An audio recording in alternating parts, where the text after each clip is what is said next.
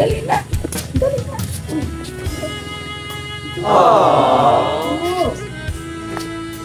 Bilis na. Bilis na. Ayan na, sumbi. Dali na, tamo kape. Maliligo pa nga niya.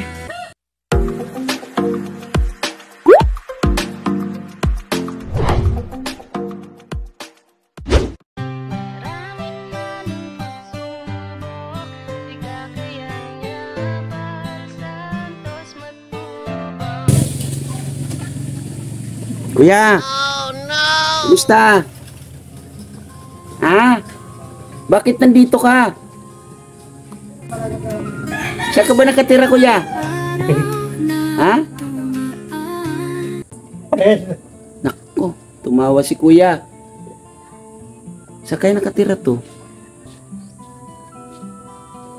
Magtatanong tayo, mga kalingap, kung saan nakatira itong si kuya. Anong pangalan mo, kuya? Oh. Hindi man niya nagsasabi? Ano, ate? Hindi man niya nagsasabi? Ah, hindi nagsasalita? Pagsasalitain namin. Pagsasalitain namin to, ate. Kuya, saan ka nakatira, kuya? Saan ka nakatira?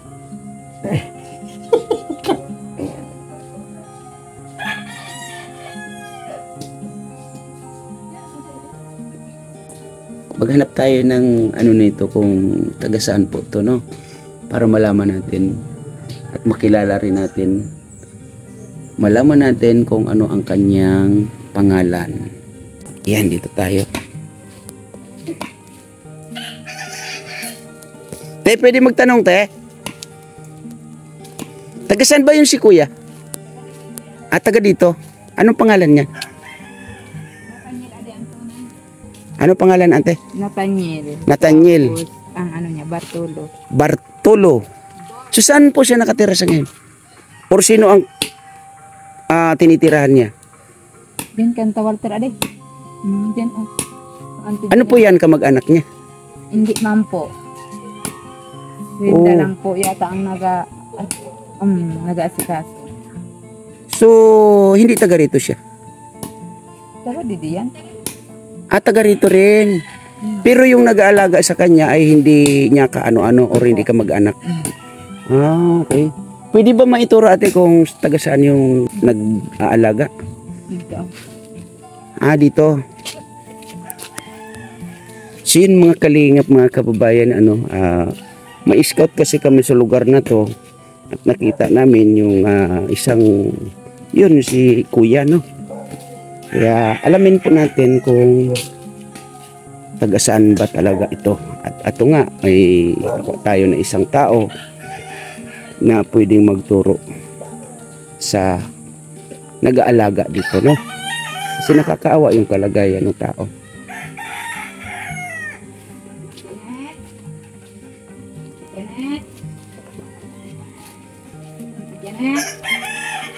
Ang daming manok. Di ba kung bagang galaga kang Bartolo ade? Kung bagang galaga kang Bartolo. O di na si Mamang. Ayun.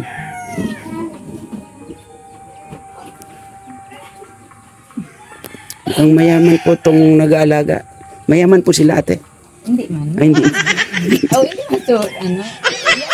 Meron din, pero hindi naman ganun kayaman. Sinatanong lang naman, ate. Ayun, ate, anong pangalan ni ate? Rosemary po. Rosemary, ate Rosemary, salamat po at naituro ninyo yung nag-aalaga dito kay, anong pangalan ulit nun? Bartolo. Si Bartolo. Yan. Mga kalingap, mga kababayan, alamin natin ang kwento nito ni Kuya Bartolo. Abangan nyo po, no? At makakausap natin yung nag-aalaga. Mag-aalaga. Ayan. Pwede na. Sige po, ate. Salamat ng marami, ate Rosemary, ha? Ang po. Yan. Yan ka po sir, pamahaw. Ay, hindi pa nag-almusal? Po, hinapahanap ko nga po sa anak ko kasi sabi ko mag-ano na siya, mag-almusal na. So, ano pong pangalan ni ate? Janet Badilla po. Janet. So, ate Janet, pwede pong makakwentuhan kayo about dito kay, ano nga po pala uli pangalan yan? Ano po, Daniel Militante po siya, sir. Daniel Militante. Opo. Pero anong tawag? Ang tawag po sa kanya, Bart or Bartolo. Bartolo. Opo. So, yun nga po, Bartolo. nandoon siya sa bandang una-unahan ninyo na kita namin. Opo. So, nakakaawa yung sitwasyon, ate. Yun po, sir.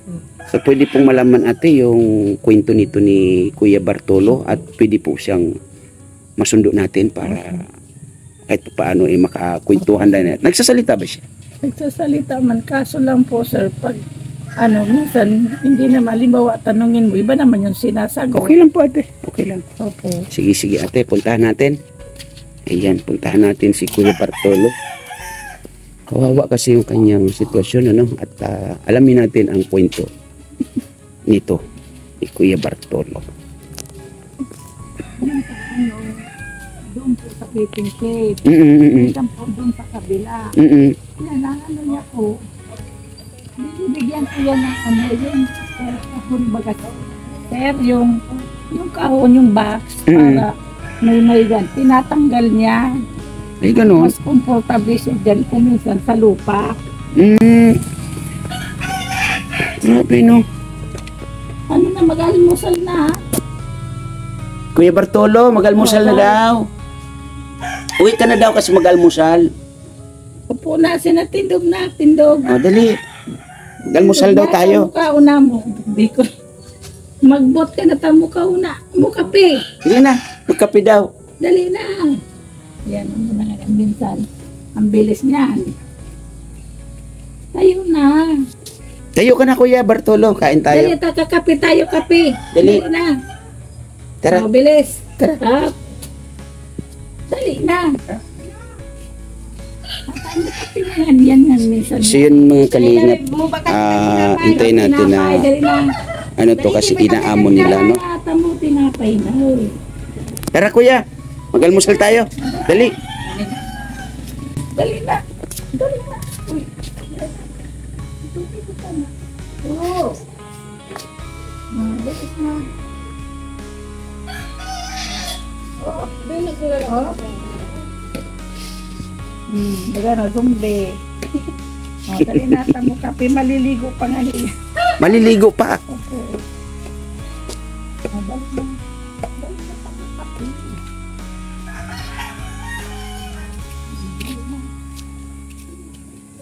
Si mga kalingap, si Kuya Bartolo ay nakakawa yung kanyang sitwasyon, ano? Ayun nga ay sinundo natin kasama yung nag-aalaga sa kanya, no?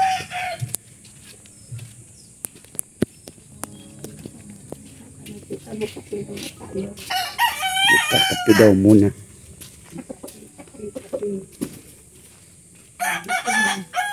Mainit yan. Dyan po siya nagkakape. So sige lang po, ate, mag-ready muna siya ng kape niya, no? Sige po.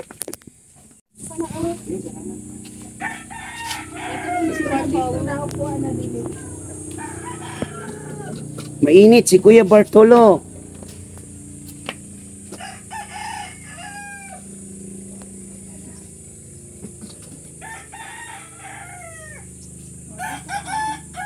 Mainit dyan. Diyan ka daw pa kasi mainit. Tapos na niya, papaliguan ko pa yan. Pagkatapos niya, ate, papaliguan mo pa. Papaliguan ko pa. Pinili ko pa na ano, yung bigutin niya, tas yung kuko. Oo. Wala yung asawa ko. So ate, pwedeng umupo ka muna, ate, at makapagkwentuhan tayo. Diyan na lang po sa tabi ni Kuya. Ayan. Kapag pwesto na tayo, ate. Ano nga ulit pangalan ni ate? Janet Badilla po. Janet. Opo. Ayan. So, ito nga, ate Janet, ano,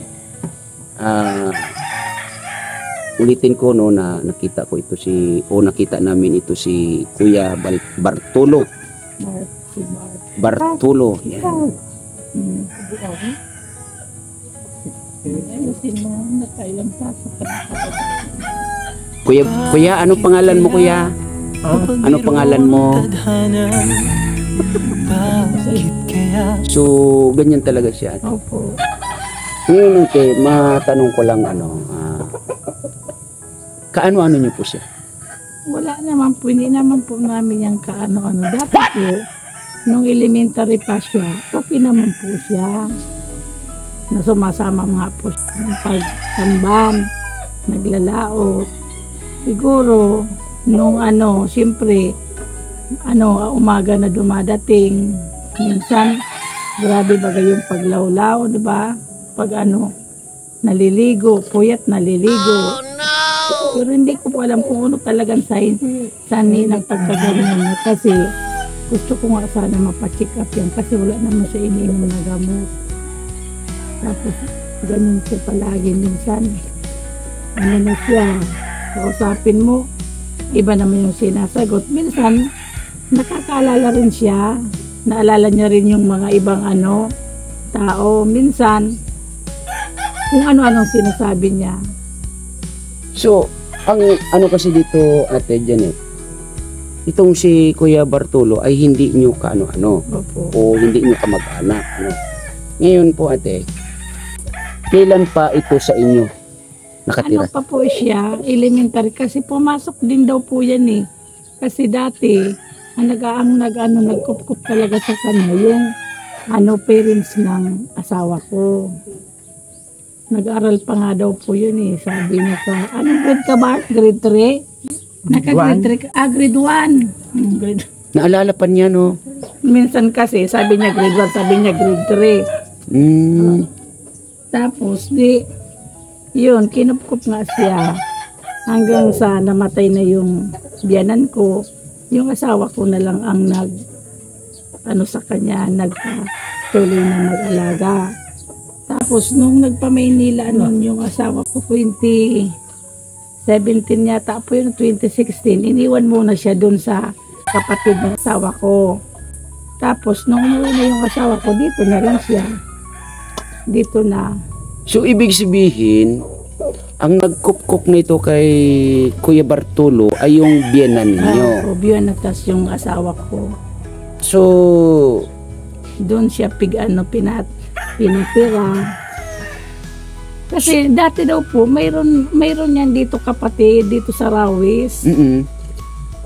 Dito lang, hindi naman siya hindi naman siya inalagaan. Tapos, pinauwi na nga yan eh. Doon sa sabi sa Kagdungon daw. Kagdungon sa Pilar. Pinauwi na yan dati nila, ng biyanan ko tas asawa ko.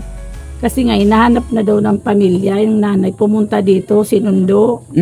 Mga ilang araw yata yun eh, or linggo. Andito na naman, bumalik na naman. Mga kailan po yun, ate? Matagal na po. Matagal na rin. Matagal na. So magmula noon, nung pagbalik nito sa inyo, dito, hindi na hinanap muli ng pamilya. Pero one time nung pumunta po ako sa bayan, may nakilala akong taga Dunsol. Hindi naman dito sa, parang parting mga barangay din sa malayo. Tinatanong siya kung kilala ko daw na taong yung Daniel Militante. Sabi ko, I think, yung namin yun eh, ampo namin yun. Sabi ko, bakit? Sabi, ang pinsan niya daw, tatay nito. Sabi ko, nasaan? Ang tatay nung naghahanap ay pinsan nito. Okay. Yung parang nag-meet kaming, nagchika-chika. Parang sabi niya, taga saan daw ako? Sabi ko, taga Ugod po. Sabi niya, kilala mo ba si ganyan? Yung mga apelidong ganyan. Sabi ko, doon taga Rawis. Kilala mo ba ito daw? Sabi ko, kilala ko yun. Ang papangayan nito, pinsan niya daw nung nakilala ko. Sabi ko, baka sabihin mo na pasyalan man daw itong para makita man nila yung katayuan nito. Sabi daw nasa Maynila daw yung ama nito. So sa palagay ninyo, Ate Janet, mga ilang taon na to si Kuya Bartolo? Matagal na kasi 19 naggraduate ako sa elementary 1989 sa kanila na yan eh. Ilang taon ka na, Kuya? Ilang taon ka na? Ha? 17. Iba naman. Si Kuya Bartolo ay 17 years old. 40 plus na po siya. Sayang, Kuya Bartolo. Hindi mo pang nagawang sweet 16. No? So, 17 daw siya. 17 talaga. 40 plus na. Pero sa palagay nyo, yun, 40 plus na siya. Opo, 40 plus na.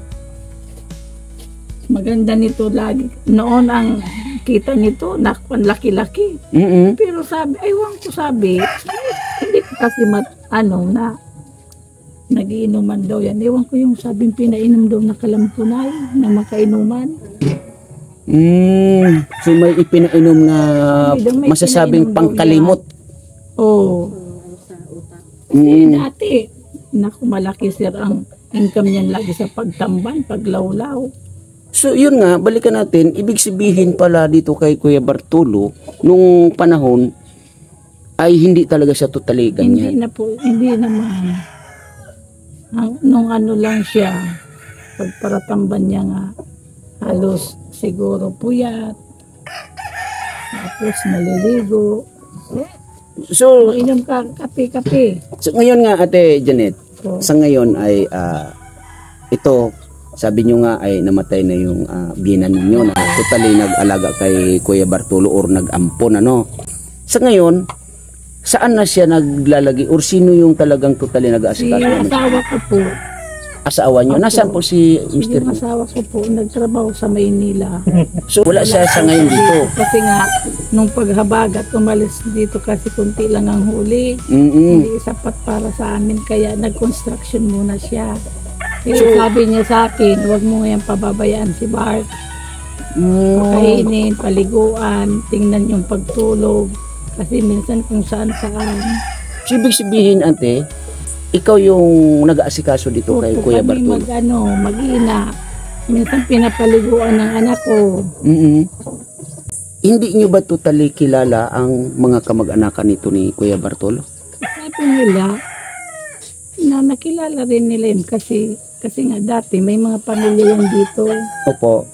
Tapos, hindi ko alam kung buhay pa yung mama niyan kasi nung one time na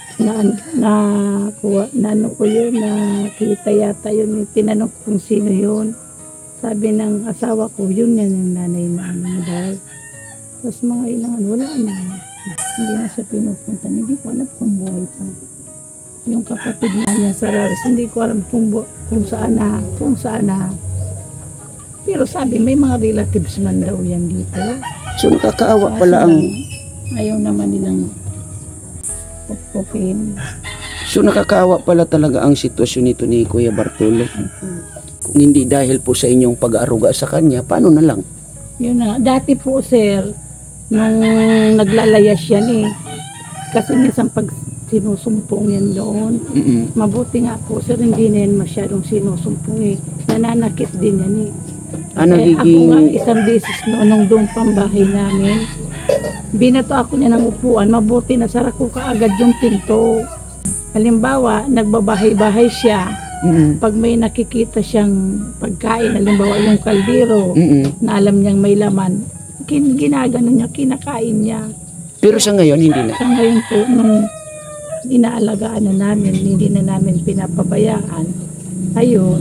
Pero minsan, siguro kung kulang din ang binibigay namin, kasi tama lang yung namin, yung panghanap buhay. Minsan nga, minsan nga sinasama pa yan sa paglaot. Minsan may huli, minsan wala. Siguro, sabi nga ng iba doon, "O Bart, ba't nandito ka na naman? Hindi ka ba niya pinapakain doon ng nag-ampun sa'yo?" Sabi ko, ba't sinasabi nila? Kung anong kinakain namin, yun din ang kinakain niya. Tapos, tamang oras din ang siyempre, may diferensya. Di ba gusto niya, laging busog Laging siya. busog. Saan naman kami kukuha ng pang-sustento sa sa pagkain niya. So, ang pala ni Kuya Bartolo, okay yung kanyang pagkain. Hindi niya napapabayaan yung pagkain ng dahil po sa inyo. Opo.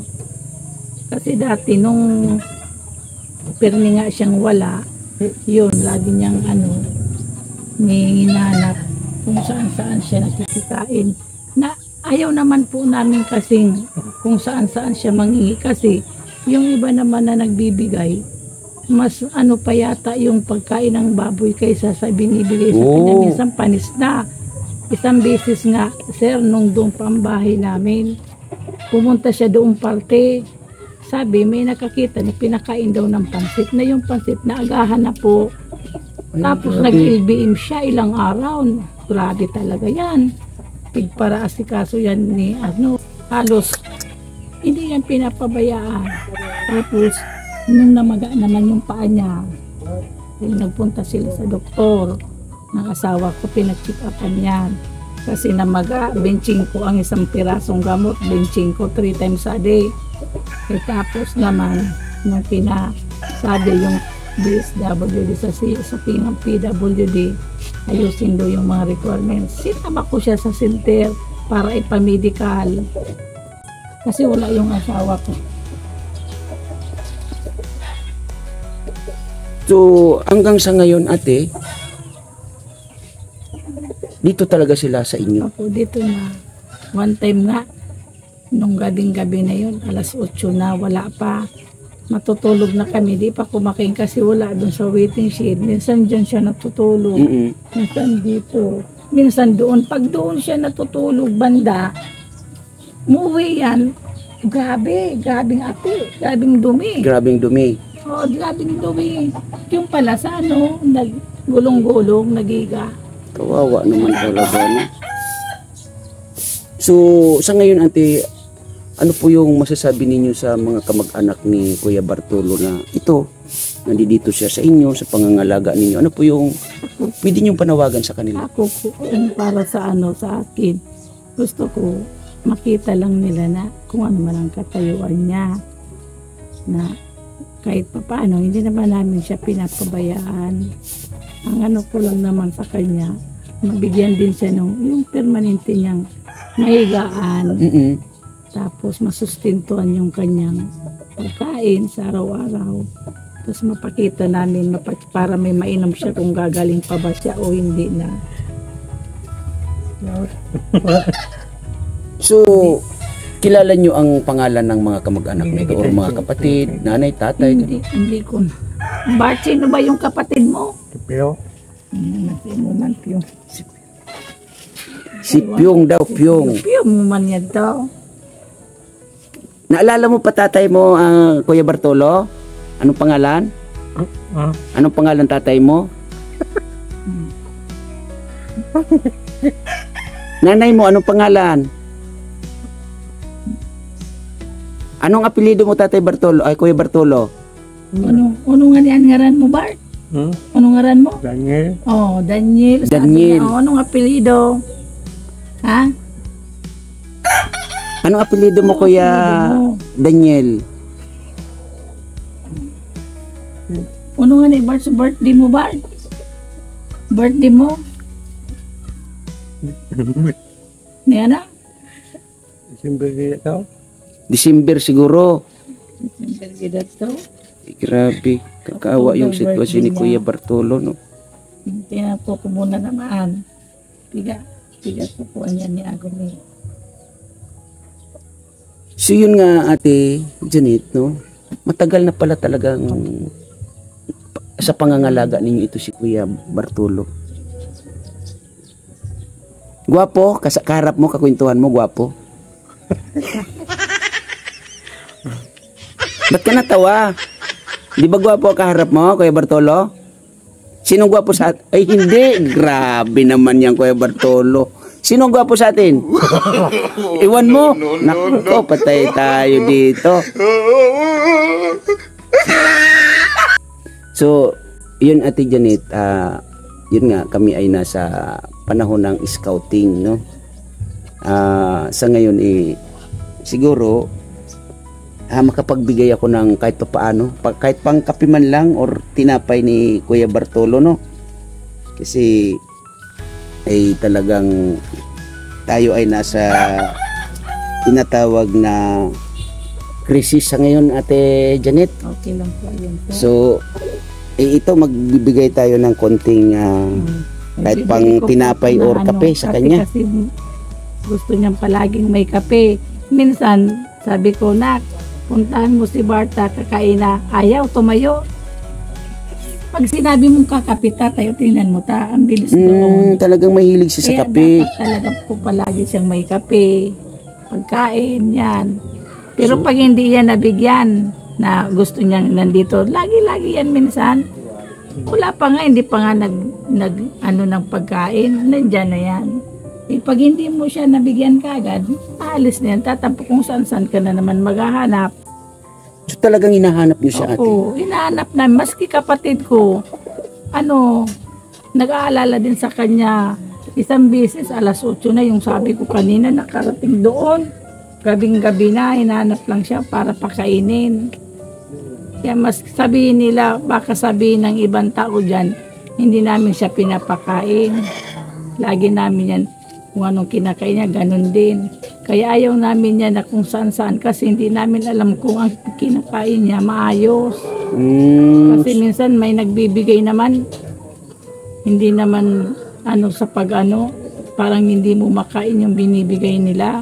Ay, grabe naman. Sabi nga ng anak ko, Mama, bakit sa atin yung bahaw? Kay Bart yung bagong saing. Sabi pa ng mga anak mo.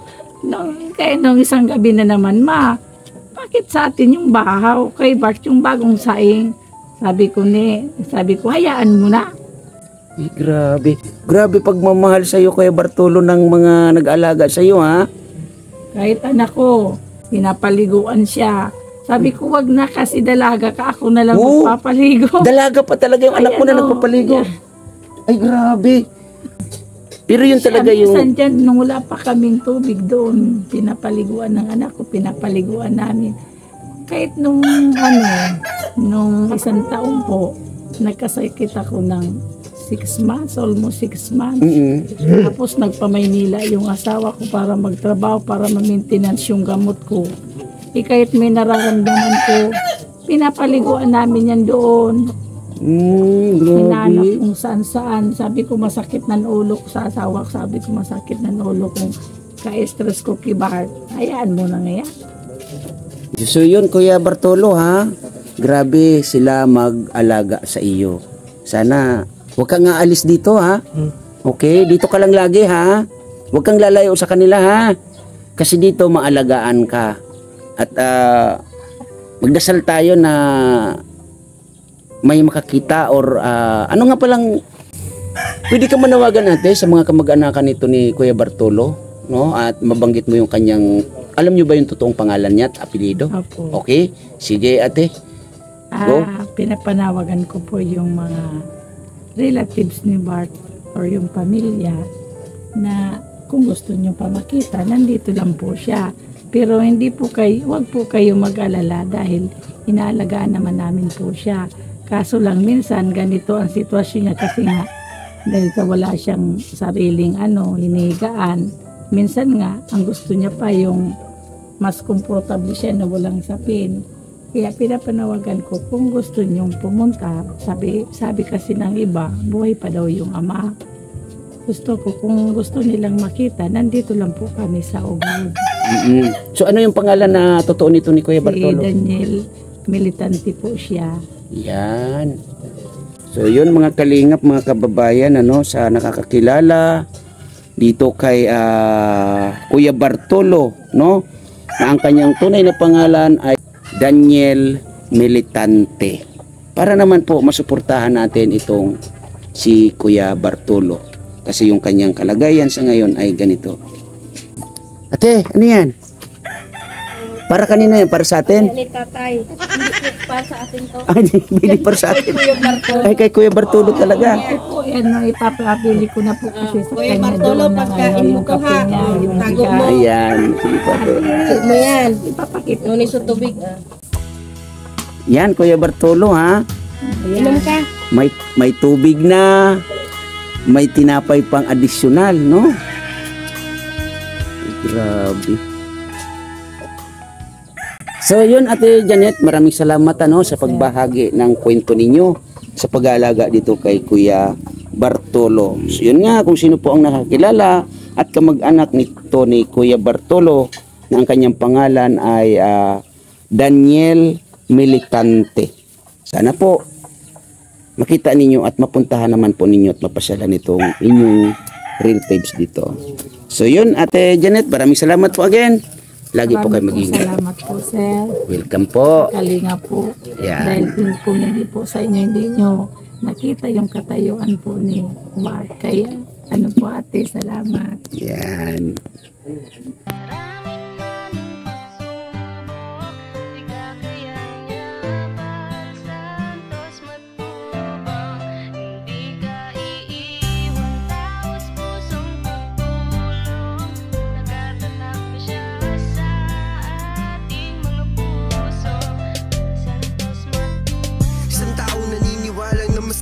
Kailangan natin ng pagmamahal, tunay na walang katulad, nag-iisang Kuya Bal. Marami pa natutulungan at habang tumatagal, lumalawak ang paglingap, biyayan dala-dala at hindi na mawawala. Ikaw lang ang nag-iisa, Kuya Bal, walang katumbas ang dinulot mong saya sa mga taong tinulungan mong hindi naging iba. Itinuring silang kapamilya kahit di mo kadugo, ginabayan, inalalayan mo sila ng totoo. Tunay na walang katulad, kaya ka pinagpapala. Sana ingatan mo pati ang kalusugan mo. Ikaw ang liwanag sa dilim at sa kanila naniwala. Kuya Bal na walang sawang tumutulong na may pag-usa. Di namin malilimutan mga mabuti mong gawa. Nakasubaybay kami lahat.